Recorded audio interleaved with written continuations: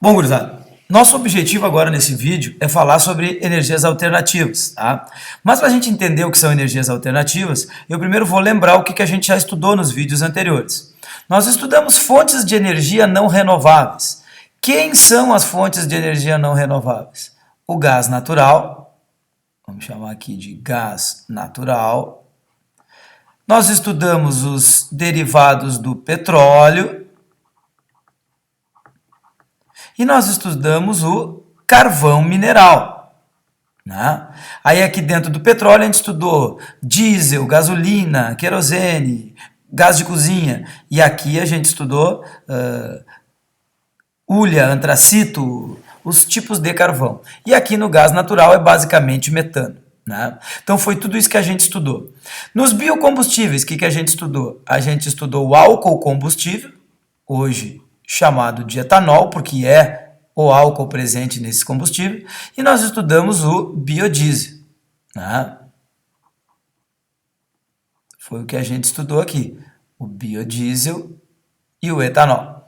Agora, qual é a questão que tem de diferente e incomum entre essas duas fontes de energia? Bom, o que eles têm em comum? Os dois, seja renovável ou fóssil, são combustíveis, pessoal. E se são combustíveis, eles vão gerar energia através de quê? Através de uma reação de combustão. O combustível mais o oxigênio vai gerar o quê? Óxidos dos elementos presentes no combustível, porque tu já sabe, Louquinha, que uma combustão é uma oxidação dos elementos que estão no combustível, então vai gerar óxido dos elementos que estão no combustível, mais calor. É uma reação exotérmica. E esse calor é a nossa fonte de energia, seja dos combustíveis fósseis, seja dos combustíveis renováveis, dos biocombustíveis, né? Os não renováveis também são chamados, né, de combustíveis fósseis, né? E os biocombustíveis são combustíveis renováveis, tá? Bom, então, qualquer um destes dois, pessoal, e depois nós vamos ver as diferenças e os problemas, qualquer um desses dois gera energia através da queima, gera calor a partir de uma queima. Qual é a vantagem? Esse calor lá pode ser transformado em trabalho, pode ser transformado em movimento, pode ser simplesmente para aquecer a casa, pode ser transformado em energia elétrica, pode ser transformado em várias outras formas de energias e utilizações. Então o calor é bem útil. A desvantagem é que dentro destes óxidos que a gente tem na combustão, a gente tem vários que são poluentes, que são tóxicos. E aí eu tenho a desvantagem desses combustíveis, desta fonte de energia que é a partir da queima, certo?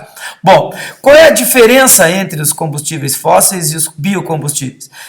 Os combustíveis fósseis, eles não são renováveis, então eles estão embaixo da terra, eles são não renováveis, eu não renovo, e eles poluem muito. Basicamente, gerando CO2, e isto remete ao efeito estufa, gerando SO2 e NO2, e isso remete à chuva ácida, e sólidos, material particulado, fuligem, que não queima e polui o ambiente.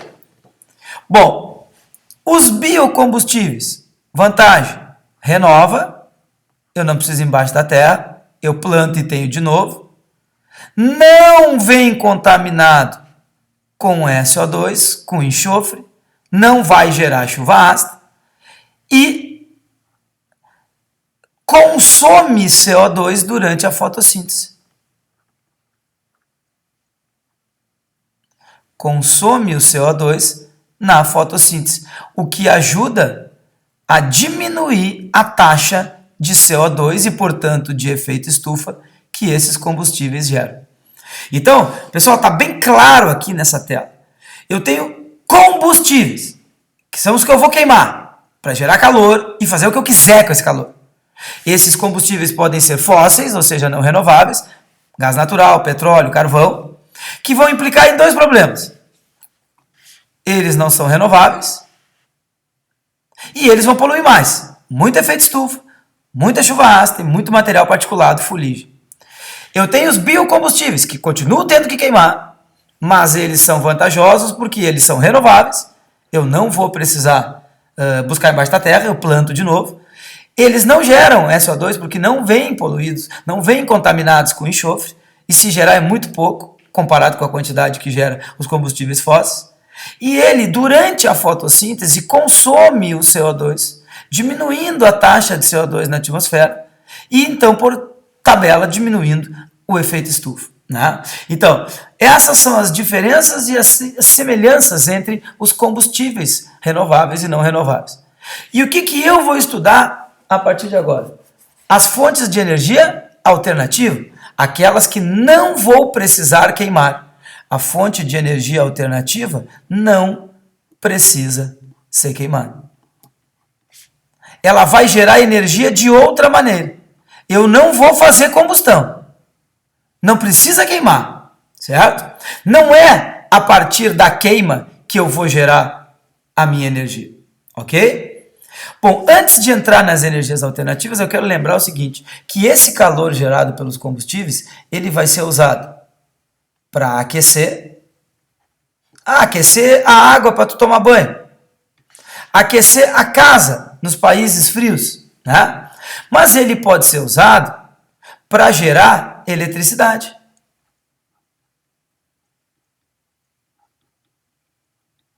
E ele pode ser usado para gerar trabalho, movimento. E eu aqui quero dar uma revisadinha, até porque isso pode aparecer no Enem. Como é que eu faço para do calor chegar na eletricidade e do calor chegar no movimento, chegar no trabalho? Né? Então, vamos ver como é que a gente faz isso. Então, olhem aqui, ó, uma usina termoelétrica. Como é que é o funcionamento básico? Aqui eu vou ter o reservatório do meu, o quê? O que vai aqui? Combustível. Pierre, quem é que pode ser esse combustível? Quem tu quiser, baby. Esse combustível pode ser gás natural? Pode. Pode ser óleo diesel, óleo de caldeira? Pode. Pode ser carvão? Pode. Rio Grande do Sul tem muitas termoelétricas movidas a carvão. Os caras vão explorar o carvão, vão botar no reservatório e depois vão usar o carvão como combustível. Já em grandes usinas, grandes indústrias paulistas, os caras já substituíram o carvão, porque é muito mais poluente, gera muito mais enxofre, gera muito mais material particulado, pelo gás natural, né, que vem da Bolívia e tal. Então, muitas vezes, eles ficaram reféns aí do gás natural que vinha da Bolívia. Teve aquela vez que assumiu o Evo Morales, então toda aquela brigaçada.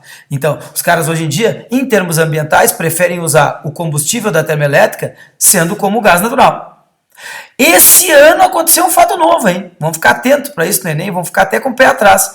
Todos os anos o Enem sempre bateu que carvão era ruim, porque carvão era poluente, porque carvão tem que ser deixado de lado. Tem até uma campanha, usina termoelétrica movida a carvão mineral, nunca mais. O que acontece esse ano? A Dilma está incentivando o uso do carvão porque está faltando energia no Brasil. As hidroelétricas, que vão estar dentro aqui das energias alternativas, não estão dando mais conta. Nós estamos tendo que usar muita termoelétrica para gerar energia no Brasil. O que acontece? Está faltando energia. O que a Dilma está incentivando? Em vez de deixar o carvão parado embaixo da terra, vamos queimar esse carvão. O que os órgãos ambientais estão reclamando? O carvão é muito mais poluente. Aí o que a Dilma está argumentando? Não, mas tem tecnologia para filtrar o enxofre e filtrar o material particulado. Que tem, eu sei. O problema é, será que vão querer investir? É muito mais caro. Eu sei que no governo do estado também, o governo Tarso, está com um plano de incentivo para gerar emprego, para gerar mais investimentos na área de termoelétricas movidas a carvão. Para o Rio Grande do Sul usar esse carvão, essa hulha que está embaixo da terra. Se isso é bom ou ruim, só o tempo dirá. Para ser bom, tem que fazer todo esse investimento, gerar emprego e conseguir filtros que funcionem. Filtros para chuva ácida, materiais derivados do enxofre e filtros para particulados, né? Material particulado, fuligem, tá? Porque vai poluir bastante. As termoelétricas a carvão elas poluem muito, a não ser que a gente gaste e invista em tecnologia para filtrar esses gases e esse material particulado, tá? Bom, fiz apenas um comentário para lembrar o que está acontecendo hoje em dia no Rio Grande do Sul e no Brasil. Mas não me interessa qual é o combustível. Qualquer termoelétrica, o princípio é o mesmo. Tu tem o reservatório do combustível, tu larga este combustível para dentro da caldeira, tu vai fazer um baita de um fogo, vai queimar esse combustível. Esse combustível vai sendo queimado, vai gerar calor. Esse calor vai aquecer uma quantidade de água. Então tá aqui, ó, na caldeira tem uma quantidade de água. Tu larga o combustível e bota fogo. Esse combustível gera calor. Esse calor vai aquecer uma quantidade de água, que deixa de ser água e vira vapor d'água. O vapor d'água mexe uma turbina. Essa turbina está conectada a um solenoide, que é o gerador aqui, e vai gerar eletricidade que tu vai distribuir nas linhas de transmissão e até as casas das pessoas. Então, onde é que estão os momentos importantes? Na caldeira, o que eu tenho? Combustão. A combustão gera o quê? Calor. O que esse calor faz? Faz a água líquida que está lá dentro dessa caldeira virar água gasosa. A água líquida vira água gasosa. A água gasosa, vapor d'água, se movimenta e ao se movimentar mexe a turbina. Essa turbina que tem o solenoide está conectada a um gerador, isso tudo vai gerar, toda a parte física, toda a parte elétrica aqui, vai gerar eletricidade que vai ser distribuída nas casas das pessoas, certo? Então, está aqui o funcionamento de uma termoelétrica movida a combustível. O que aconteceria se fosse uma energia alternativa? Pessoal, todo esse processo aqui, ó, daqui para cá é igual. Certo? A única diferença é que eu não vou ter queima. O calor vai ser gerado por outra coisa. O movimento vai ser gerado por outra coisa. Esse movimento dessa turbina aqui pode ser por energia nuclear, pode ser por uma hidrelétrica, a queda d'água, pode ser a maré, pode ser pelo sol, pode ser o calor do sol que vai ter. Então, o princípio, na verdade, da eletricidade é o mesmo. É mexer uma turbina e gerar eletricidade. Pode ser pelo calor de uma queima? Pode. Pode ser pelo calor de uma usina nuclear? Pode. Pode ser pelo calor do sol? Pode. Pode nem ser pelo calor?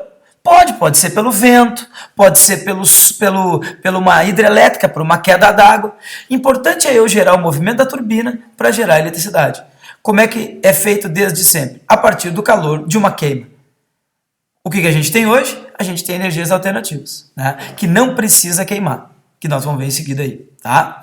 Outra coisa que eu queria mostrar aqui é a respeito da geração de trabalho. Como é que funciona a geração de trabalho, né? Como é que funciona o movimento a partir da queima?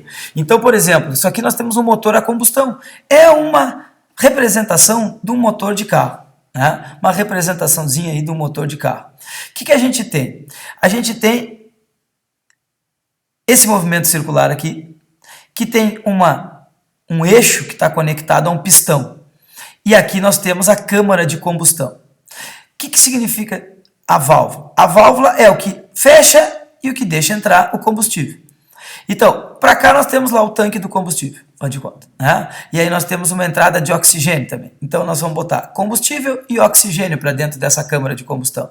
Então vamos lá, combustível e oxigênio para dentro da câmara de combustão.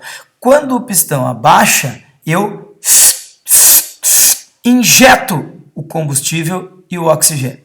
O que acontece? Quando o pistão faz a volta, ele comprime, compressão. Ele vai comprimir a mistura de oxigênio e combustível. Vai chegar um momento em que vai explodir. Como vai explodir, nós vamos ter deslocamento de calor, geração de gases, empurra fortemente esse pistão para baixo. E esse pistão para baixo indo forte, está aqui onde estou circulando vermelho, está mexendo o motor. O que acontece? Mexendo o motor, começa a andar o carro. Então, o trabalho é gerado pela explosão. A explosão do combustível dentro da câmara de combustão, ela gera um trabalho, ou seja, explode e empurra forte esse pistão. No que esse pistão é empurrado forte, ele move o motor. Eu lembro então que só explodiu por quê? Porque entrou dentro oxigênio e o combustível que foi comprimido pelo pistão.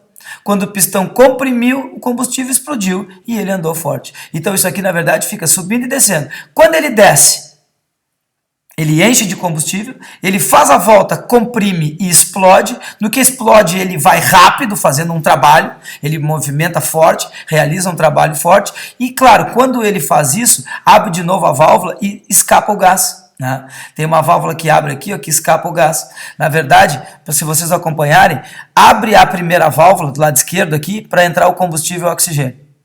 Aí fecha-se as duas válvulas. Aí ele comprime, explode. No que explode, move o pistão e realiza o trabalho. Nesse momento que abaixa, move o pistão e realiza o trabalho, abre a válvula da direita, aonde os gases do escapamento saem. Aí aqui já sai o quê? Sai CO2, sai algum material particulado que não queimou, ou seja, aqui sai os gases da queima. Isso aqui vai lá para o cano de descarga, vai lá passar no catalisador para poluir menos, toda aquela parte que a gente já estudou. Aqui vai a parte de exaustão. Aqui é a saída. Cama de descarga. Né?